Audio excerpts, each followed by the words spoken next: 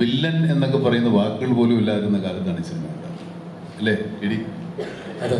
അങ്ങനെ ലക്ഷ്മീരൻ നാടകങ്ങളൊക്കെ ഉണ്ടാവും, പക്ഷെ അങ്ങനെയല്ല. എന്നാൽ നമ്മൾ സാധാരണ കാണുന്ന ദുഷ്ടകഥാപാത്രങ്ങളെ വില്ലൻ എന്ന് വിളിക്കുന്ന കാലം ഉണ്ടായിരുന്നു എനിക്കറിഞ്ഞൂടാ. ഞാൻ അടുത്ത കാലത്ത് ജനിച്ചവരാണ്, അത്ര പരിപാടി.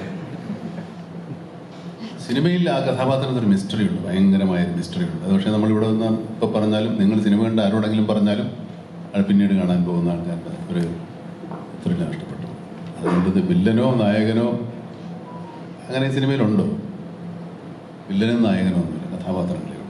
അവർക്ക് എല്ലാത്തരം വികാരങ്ങളും ഉള്ളവർ.